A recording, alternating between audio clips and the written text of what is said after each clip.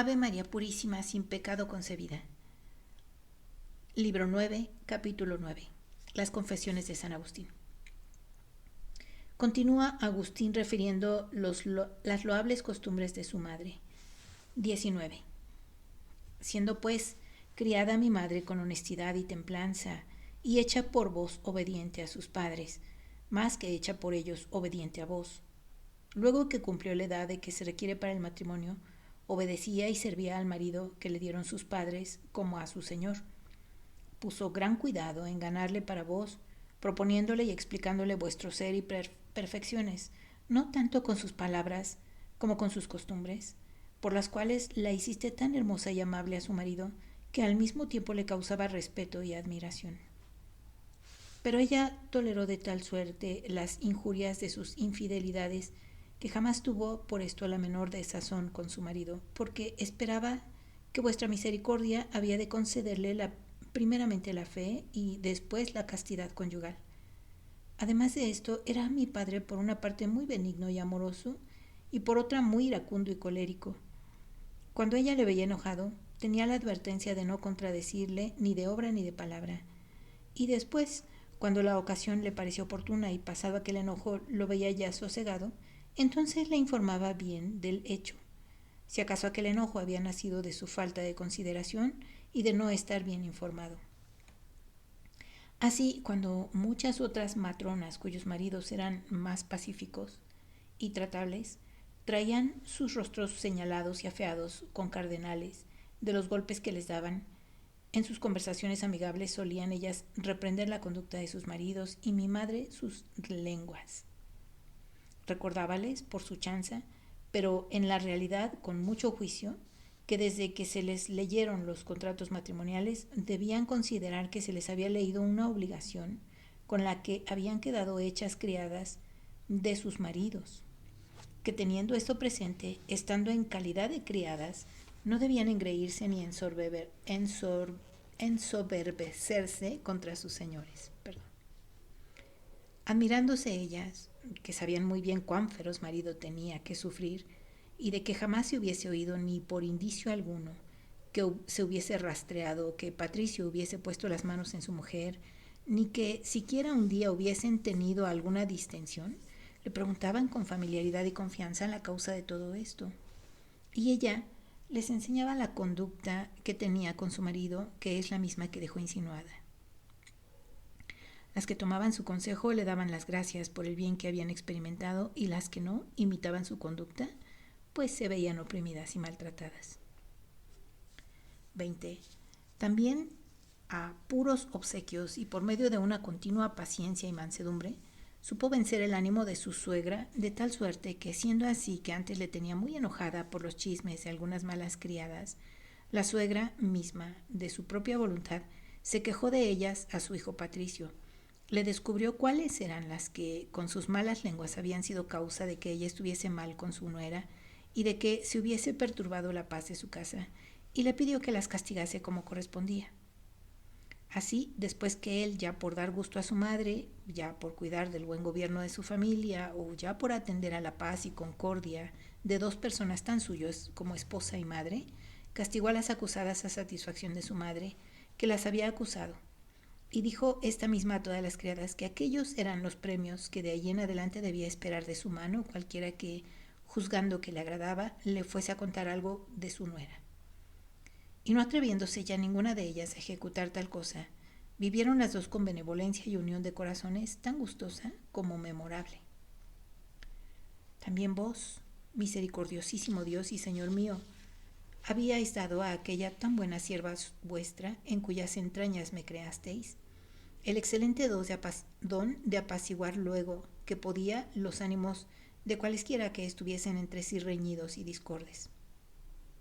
Portábase con tal prudencia que, oyendo de ambas partes todas las quejas, desabrimientos y palabras descompuestas que la enemistad colérica e indigesta suele dictar y proferir, cuando con una amiga presente habla otra de su enemiga ausente en confianza, exhalando por sus bocas la crudeza de sus odios y rencores, nunca descubría a las unas lo que había oído de las otras, sino aquello solamente que podía servir para reunirlas y reconciliarlas. Este don me parecía pequeño si yo mismo no hubiera experimentado con sentimiento de mi alma lo que practican en esta materia innumerables gentes, por haber cundido dilatadísimamente y no sé qué horrenda peste de pecados, quienes no solamente acostumbraban revelar a los unos airados enemigos lo que otros enemigos suyos, enojados también, han dicho de ellos, sino que también añaden otras cosas que no han dicho. Debiera ser tan al contrario que a un hombre que obra conforme a la humanidad habría de parecerle poco el no excitar ni promover las enemistades de los hombres, hablando mal de unos o de otros. Si además de esto no procuraba también apagarlas enteramente, hablando bien a todos. Esto es lo que mi madre practicaba, siguiendo las ocultas instrucciones que vos, íntimo maestro suyo, le dictabais en la escuela de su corazón. 21. Finalmente ganó para vos a su marido, reduciéndole a la fe algún tiempo antes de que él saliese de esta vida mortal. Patricio falleció en el año 371. Desde que se hizo fiel, no le dio a mi madre motivos de llorar los malos procederes con que había dado que sufrir y tolerar antes de serlo. Además de esto, era mi madre una mujer dedicada a servir a todos los que os servían. Cualquiera de vuestros siervos que la había conocido os alababa, os reverenciaba y os amaba mucho en ella, porque los frutos de santidad de su inculpable vida testificaban que vos estabais presente en su corazón. Había sido mujer de un solo varón, había cumplido todas las obligaciones que tenía para con sus padres, había gobernado su familia y su casa con mucha piedad, y las buenas obras que había hecho daban testimonio de la virtuosa conducta que había tenido. Ella por sí misma había criado a sus hijos, sintiendo después por ellos los dolores de parto tantas veces cuando los veía apartarse de vuestros mandamientos. Últimamente, Señor, ya que por vuestra gracia permitís que os alabemos vuestros siervos, que os hablemos vuestros siervos, a todos nosotros los que antes del sueño de su muerte vivíamos juntos y unidos también a vos, después de recibida la gracia de vuestro bautismo, de tal suerte nos cuidaba como si fuera madre de todos y de tal suerte nos servía como si a cada uno de nosotros fuera su padre. Capítulo 10. Coloquio de Agustín con su madre acerca del reino de los cielos. 22. Acercándose ya el día en que mi madre había de salir de esta vida, el cual para vos, Señor, era tan sabido como para nosotros ignorado, sucedió sin duda disponiéndolo vos, por medios investigables de vuestra providencia, que mi madre y yo estuviésemos solos y asomados a una ventana, desde donde se veía un jardín que había dentro de la casa que habíamos tomado en la ciudad de Ostia, donde, apartados del bullicio de las gentes, pudiésemos descansar de las molestias de un largo viaje y disponernos para la navegación. Estando pues los dos solos, comenzamos a hablar y nos era dulcísima la conversación, porque, olvidados de todo lo pasado, empleábamos nuestros discursos en la consideración de lo venidero. Buscábamos en la misma verdad, que sois vos y que estabais presente, qué tal sería aquella vida eterna que han de gozar los santos, que consiste en una felicidad que ni los ojos la vieron, ni los oídos la oyeron, ni el corazón humano es capaz de concebirla. Abríamos la boca de nuestro corazón hacia aquellos raudales soberanos que emanan de la inagotable fuente de la vida que está en vos, para que, rociados con sus aguas, según nuestra capacidad, pudiésemos de algún modo pensar una cosa tan sublime y elevada. 23. Había llegado nuestra conversación a tales términos que el mayor deleite de los sentidos corporales que pueda imaginarse y en el mayor auge de luz y resplandor terreno que pueda concebirse, no solamente nos parecía indigno de poderse comparar, sino también de que le trajéramos a la memoria respecto de aquella delicia de la vida eterna, cuando, elevándonos con más fervoroso afecto hacia esto mismo, fuimos recorriendo sucesivamente por sus grados todas las criaturas corporales y hasta el mismo cielo, desde donde el sol, la luna y las estrellas envían a la tierra su luz y resplandores. Subíamos todavía más, ya pensando interiormente en vuestras obras, ya comunicándonos uno al otro nuestros pensamientos con palabras, ya admirándonos de la excelencia de vuestras criaturas. Vinimos a tratar de nuestras almas y de allí pasamos más adelante para llegar a tocar en aquella región de abundantes e indefectibles delicias, donde por toda la eternidad apacentáis a vuestros escogidos con el pábulo de la verdad infinita, donde es vida de todos los bienaventurados aquella misma sabiduría por la cual fueron hechas todas las cosas que al presente son, las que han sido y las que serán, sin que ella haya sido hecha, porque es y será siempre lo que ha sido. En medio de nuestro coloquio, cuando más ansiosamente suspirábamos por ella, llegamos a tocarla con todo el ímpetu y fuerza de nuestro espíritu, aunque repentina e instantáneamente, y suspirando por aquella eternidad, dejándonos allí las primicias de nuestra alma, nos volvimos a nuestro común modo de hablar, donde la palabra suena para ser oída y se comienza y se acaba. Pero, ¿qué cosa hay semejante a vuestra palabra, que es nuestro Dios y Señor, que subsiste y permanece en sí misma, y lejos de poder envejecerse, renueva todas las cosas? 24. Decíamos, pues, si cesara eternamente la ruidosa inquietud que causan en un alma las impresiones del cuerpo, si no la conmovieran de modo alguno las especies que por la vista y demás sentidos corporales recibe de la tierra, de las aguas, de los cielos, si aún la misma alma no hablase consigo misma y, como olvidada de sí, no se detuviese a reflexionar sobre sí misma, si no hablaran tampoco los sueños ni las revelaciones imaginarias, y si finalmente cesaran todas las locuciones que puede un alma percibir de las criaturas, por manera que ni le hablaran con palabras de la lengua, ni por medio de signos o de señas, ni de otro cualquier modo de hablar sucesivo y pasajero, sino que enmudeciese todo lo creado después de haberle dicho, lo que está siempre diciendo estas cosas creadas a todo el que quiere oírlas, esto es, no nos hemos hecho a nosotras mismas, sino que nos hizo el que permanece y dura eternamente.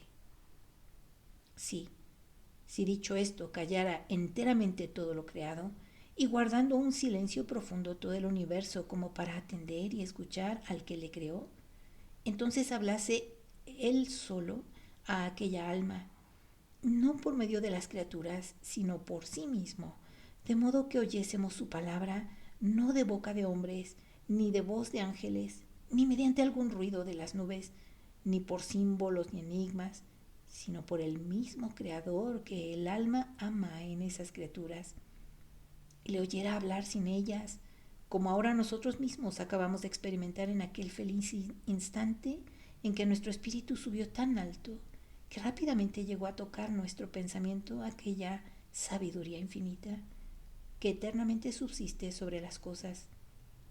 Pues si este conocimiento se continuara, de modo que, apartados todos los demás, que son de esfera muy inferior, solo éste sea el que arrebate el alma y la posea toda y la introduzca donde está rodeada y llena de gozos interiores, en el concepto de que la vida eterna sea tal cual ha sido este momento de clara inteligencia que hemos tenido suspirando. ¿No sería todo esto lo que se le promete diciendo, entra en el gozo de tu Señor? Pero esto, ¿cuándo se cumplirá? ¿Cuándo? ¿Será cuando se verifique el que todos resucitaremos, pero no todos seremos inmutados? 25. He aquí con poca diferencia lo que entonces decíamos, aunque no fuese con estas mismas palabras, ni del mismo modo que ahora. Pero bien sabéis, Señor, que aquel día en que estuvimos hablando de estas cosas y que según las íbamos tratando nos iba pareciendo más vil y despreciable este mundo, con todos sus deleites. Dijo mi madre entonces estas palabras: Hijo, por lo que a mí toca, ya ninguna cosa me deleita en esta vida. Yo no sé qué he de hacer de aquí en adelante en este mundo, ni para qué he de vivir aquí, no teniendo cosa alguna que esperar en este siglo. Una sola cosa había por la cual deseaba detenerme algún poco de tiempo en esta vida, que era por verte católico cristiano, antes de que yo muriese. Esto me lo ha concedido mi Dios más cumplidamente de lo que yo deseaba, pues además de esto te veo en el número y clase de aquellos que, despreciando toda felicidad terrena, se dedican totalmente a su servicio. Pues, ¿qué hago yo en este mundo? Capítulo 11. Del éxtasis y su muerte. 26. No me acuerdo muy bien de lo que le respondí a estas palabras de mi madre, pero de allí a 5 días o un poco más cayó enferma de fiebres. En uno de los días de su enfermedad padeció una especie de desmayo en que por algún tiempo estuvo enajenada de los sentidos. Nosotros acudimos, pero prontamente volvió en sí, y mirándonos, a mi hermano y a mí, que estábamos allí inmediatos a su lecho, nos dijo en tono de quien pregunta: ¿dónde estaba yo ahora? Y después, viéndonos sobrecogidos de aflicción, nos dijo: aquí dejaréis enterrada a vuestra madre.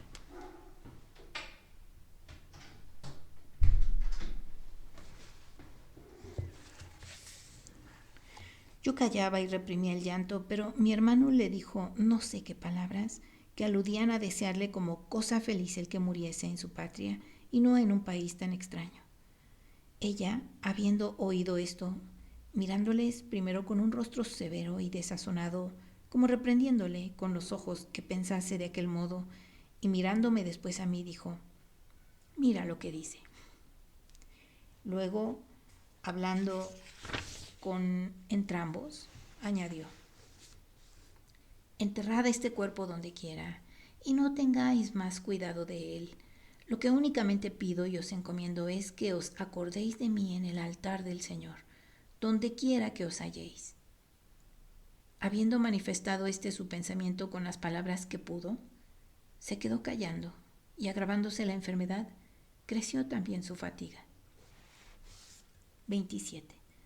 Mas yo, Dios mío, considerando los dones que vuestra inescrutable providencia derrama invisiblemente en los corazones de vuestros fieles, y haciendo que de ahí nazcan frutos admirables, no podía menos de alegrarme y daros muchas gracias por lo que acababa de oír a mi madre, acordándome del gran cuidado que había tenido siempre de su sepulcro y cómo le tenía ya prevenido y preparado junto al de su marido. Porque habiendo vivido los dos con grande unión y concordia, quería también, como es propio de un alma que todavía no está perfectamente capacitada para las cosas divinas, que se añadiese a esta felicidad el que, después de su muerte, contasen los hombres cómo después de aquella peregrinación ultramarina le hubiese Dios concedido restituirse a su patria, para que la tierra de sus dos cuerpos se cubriese con la tierra inmediata y contigua de sus dos sepulcros. Como yo ignoraba cuánto tiempo hacía ya que vuestros dones habrían llenado su corazón y expedido de él un pensamiento tan vano como este, me llenó de alegría y admiración lo que acababa de decirme. Es verdad que en aquel coloquio que tuvimos los dos en una ventana cuando me dijo ¿qué hago yo en este mundo?, no dio a entender de ninguna manera que tuviese ya deseo de morir en su patria. También supe después, como en aquel mismo tiempo, que nos detuvimos en el puerto de Ostia, un día en que yo me hallaba ausente, estuvo mi madre hablando con unos amigos, a quienes trataba con la confianza que pudiera una madre con sus hijos, acerca del menosprecio de esta vida y de los bienes y utilidades de la muerte. Admirándose ellos de la excelente virtud que vos habíais concedido a aquella piadosa mujer, le preguntaron si verdaderamente no le daría sentimiento alguno el morir allí y dejar su cuerpo en una tierra tan lejos de su ciudad y su patria. A lo que ella respondió: nada hay lejos para Dios, ni hay que temer que se le olvide o no sepa el lugar donde está mi cuerpo para resucitarme en el fin del mundo. En fin, aquella alma tan llena de religión y piedad fue desatada de las ligaduras del cuerpo al 9º día de la enfermedad referida, a los 56 años de su edad y a los 33 de la mía. Capítulo 12. De cómo lloró la muerte de su madre. 28.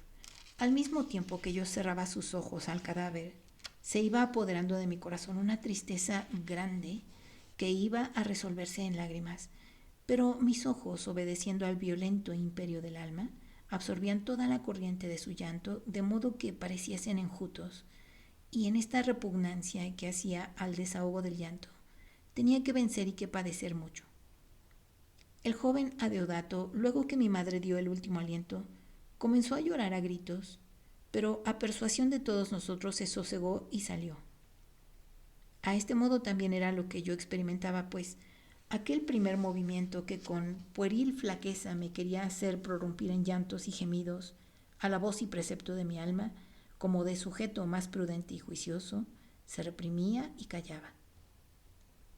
Porque no pensábamos por conveniente acompañar con lamentos, gemidos y sollozos la muerte de mi madre, por ser estas unas demostraciones con que, por lo común suele llorarse la infeliz y desgraciada suerte de los que han muerto, o con que al parecer se significa que se han consumido enteramente o aniquilado. Pero mi madre ni había muerto de modo que se le pudiese temer algún infeliz destino, ni había muerto de todo punto, lo cual teníamos por verdad muy cierta, ya atendiendo a la pureza de sus costumbres y métodos de vida, ya a su fe no fingida, sino muy verdadera, y ya también por otras muchas razones que nos lo aseguraban. 29. Pues qué era, Señor, aquello que tan gravemente sentía en lo interior de mi alma, sino la herida reciente que en ella había causado el haberse disuelto repentinamente aquella costumbre de vivir en su compañía que me era tan sumamente amable y deliciosa. Es cierto que me complacía mucho lo que mi madre había testificado de mí, aún en esta su última enfermedad, en la cual, como halagándome por los obsequios que yo le hacía y lo que la cuidaba, me llamaba hijo piadoso. Traía también a la memoria con grande afecto y ternura que jamás había oído de mi boca palabra ni voz alguna que le fuese molesta ni injuriosa. Pero a la verdad, Dios mío y mi Creador, ¿qué importaba todo esto? Ni cómo era comparable el reconocimiento y respeto que yo le tuve con los cuidados y servicios que le debía. Así, viendo yo que quedaba desamparado de tan grande consuelo como de ella recibía, mi alma estaba traspasada de dolor y pena, y parecía que mi vida se despedazaba, pues la mía y la suya no hacían más que una sola cosa. Después, 30. Después que a nuestras persuasiones, como he dicho, reprimió las lágrimas y clamores a Deodato, tomó Evodio un salterio y comenzó a cantar aquel salmo: Vuestra misericordia, Señor, y vuestra justicia cantaré en vuestra presencia. Y le respondíamos todos los que estábamos en la casa. Al ruido de nuestras voces acudió gran número de personas fieles y piadosas de uno y otro sexo, y mientras que los que tienen esto a su cargo disponían todas las cosas que según costumbre se requerían para el entierro, yo en un lugar retirado donde podía estar, sin menoscabo de mi decoro, y en compañía de algunos que no tuvieron por conveniente el dejarme solo, trataba y conferenciaba aquellas materias que me parecían oportunas y propias de aquella ocasión.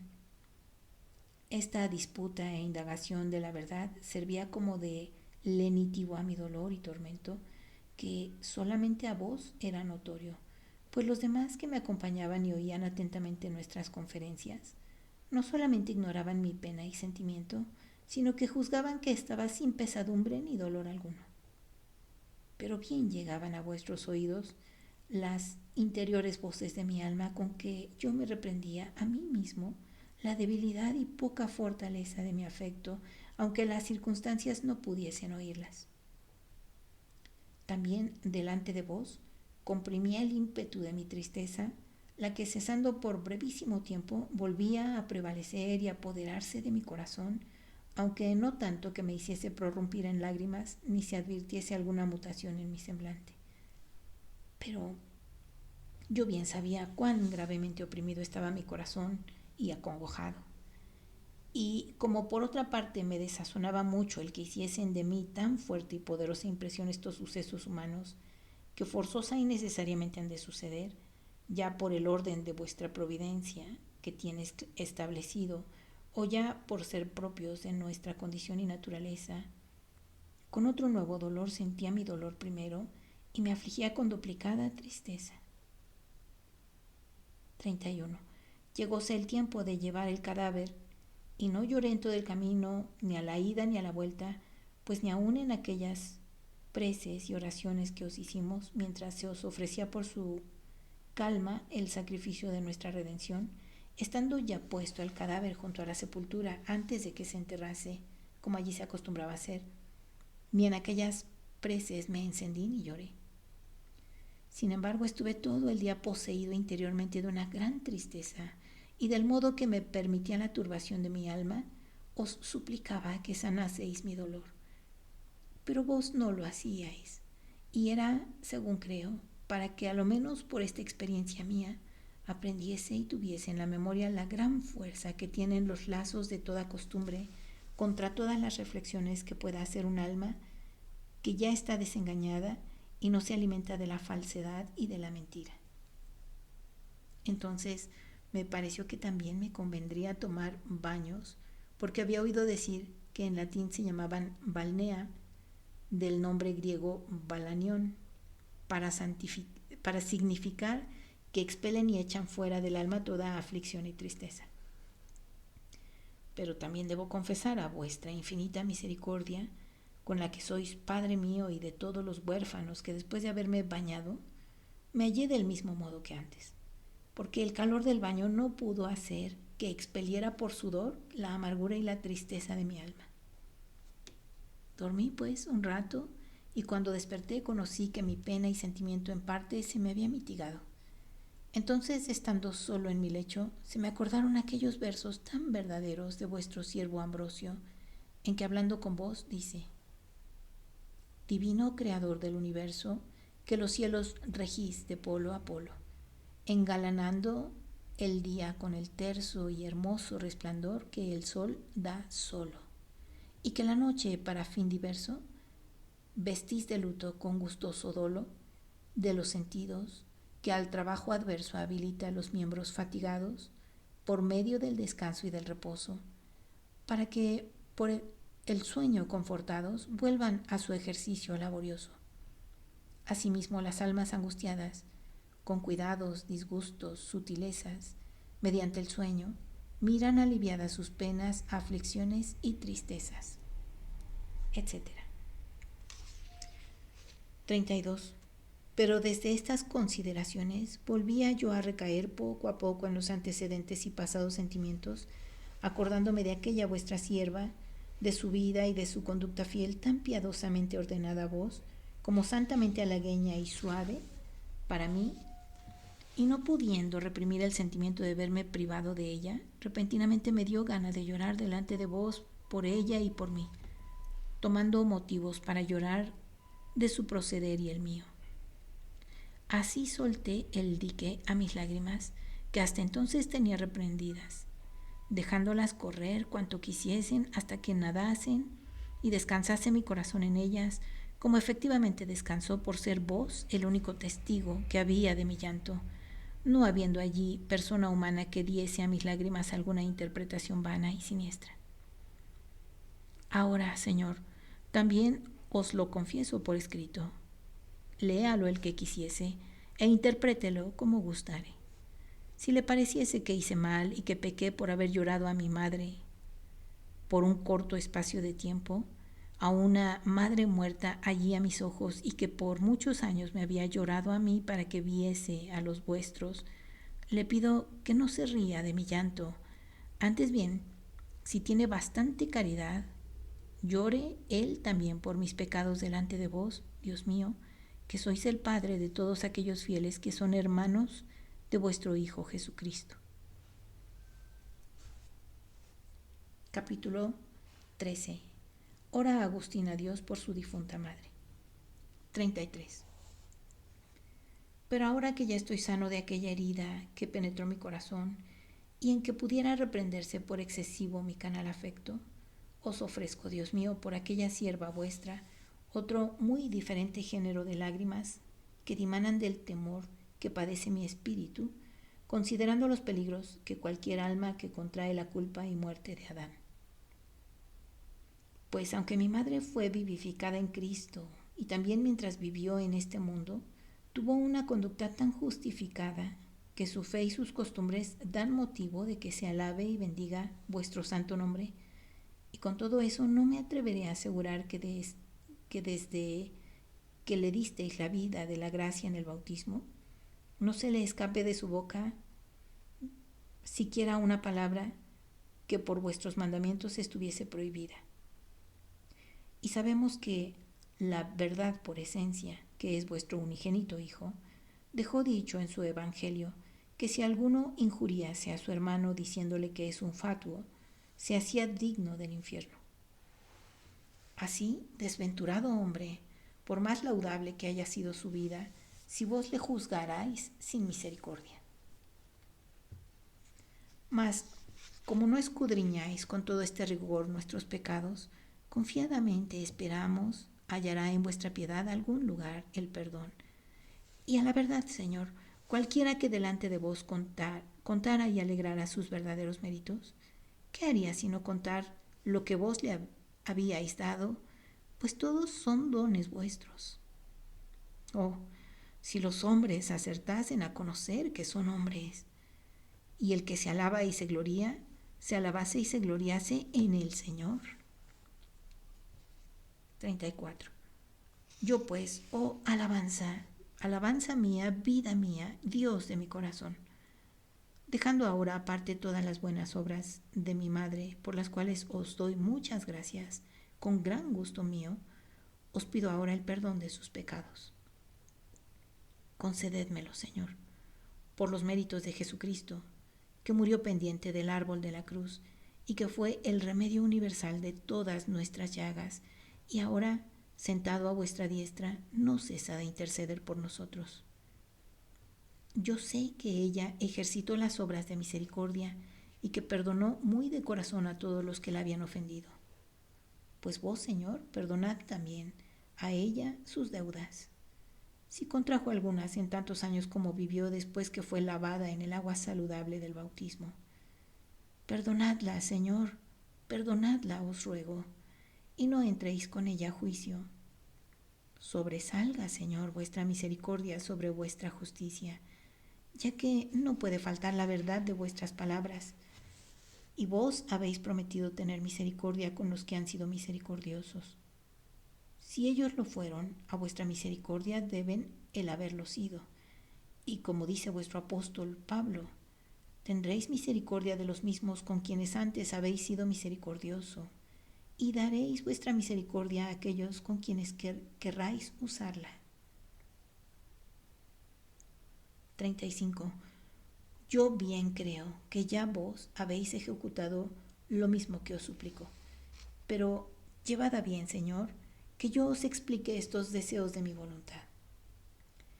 Cuando os ruego por una madre tan cristiana que, estando ya próximo el día de su muerte, no pensó siquiera en que su cuerpo se enterrase con aparato suntuoso, ni en que fuese antes embalsamado, ni deseó que le colocasen en un sepulcro distinguido y separado, ni cuidó de que le llevasen al que en su patria había tenido.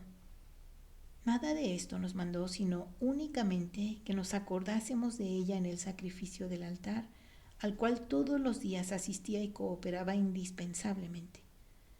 Sabía que en él se ofrecía y se sacrificaba aquella víctima santa, con cuya sangre se borró la cédula del decreto que había contra nosotros, y quedó vencido nuestro mortal enemigo, que es el que se ocupa en hacer el cómputo de nuestros pecados, el que por más solícito que anduvo buscando algún defecto de poner contra la santidad de aquel por quien la vencimos, no halló imperfección alguna que fiscalizar. ¿Quién podrá volverle a la inocente sangre que derramó por nosotros? ¿Quién podrá restituirle el infinito precio con que nos compró y se hizo Señor de nosotros para que intente arrancarnos de su poder y dominio? Pues a este sacramento, que conviene el precio de nuestra redención, es al que mi madre y sierva vuestra tenía atada estrechamente su alma con el lazo de la fe. Nadie, pues, Dios mío, nadie rompa este lazo separándola de vuestra protección. No se interponga a estorbarla el dragón infernal con sus violencias ni con sus astucias, pues ella no responderá, que no debe cosa alguna. tiene que satisfacer a vuestra justicia temiendo ser convencida de lo contrario y venir a manos de su acusador astuto y malicioso. Pero responderá de sus deudas. Responderá que sus deudas se las ha perdonado aquel Señor, a quien nadie puede restituir lo que pagó por nosotros sin deberlo. 36. Descanse eternamente en paz con su marido, que fue el único que tuvo, pues ni después de él conoció a otro, habiéndole servido de manera que al mismo tiempo que mereció mucho para con vos por su paciencia, logró también para ganarle para vos. Inspirad vos, Dios mío y mi Señor, inspirad a vuestros siervos que miró como a hermanos, inspirad a vuestros hijos que veneró como a señores míos, a quienes sirvo con mis palabras, con mi corazón y con mis escritos. Que todos los que leyeren estas mis confesiones hagan en vuestros altares conmemoración de Mónica, vuestra sierva, y juntamente de Patricio, su esposo, por medio de los cuales me disteis el ser y me introdujisteis a esta vida, sin saber cómo. A todos pues les ruego que con un afecto de piadosa caridad se acuerden de los que fueron mis padres en esta luz y vida transitoria, y mis hermanos en el seno de la Iglesia Católica, madre de todos los fieles, siendo vos el Padre de todos, y que espero serán también mis conciudadanos en la Jerusalén eterna, por la cual suspira incesantemente vuestro pueblo, mientras dura su peregrinación en esta vida hasta que vuelva a la deseada patria.